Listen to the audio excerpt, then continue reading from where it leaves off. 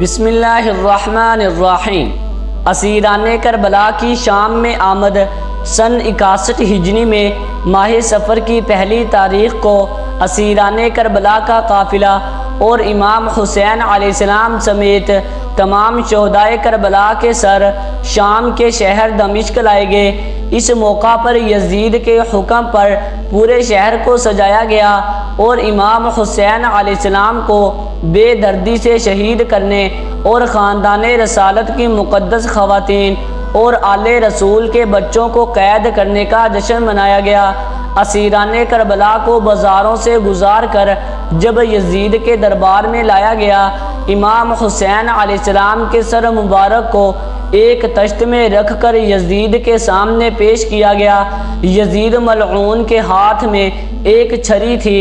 اس ملعون نے اس چھری کو امام حسین علیہ السلام کے ہونٹوں اور دانتوں پر مارنا شروع کر دیا اور ساتھ ہی اپنے کفر کا اظہار کرنے کے لیے یہ اشعار بھی پڑھتا رہا: اے کاش بدر میں میرے آباء و اجداد قتل ہونے والے زندہ ہوتے اور ان آل رسول کے نالہ و فریاد اور گریہ و زاری کو دیکھتے، وہ خوشی سے مجھے مبارکباد دیتے اور مبارک وصول کرتے اور کہتے: اے یزید، تمہارے ہاتھ سلامت رہے، تم نے بہت اچھا کیا، ہم نے اس قوم کے بزرگوں کو قتل کر دیا ہے، اپنے بدر میں مارے جانے والوں کا بدلہ برابر کر دیا ہے۔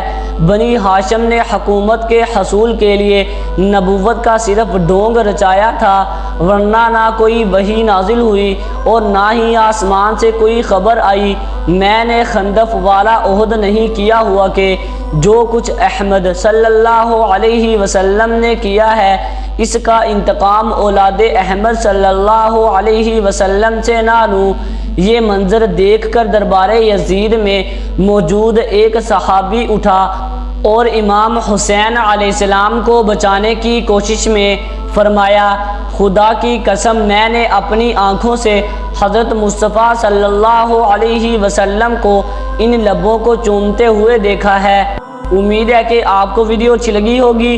ویڈیو اچھی لگی ہے تو ویڈیو کو لائک ضرور کر دیں اور چینل کو بھی سبسکرائب کر دیں تاکہ اس طرح کی انفارمیٹیو ویڈیوز آپ کے پاس بر وقت پہنچتی رہیں۔ شکریہ۔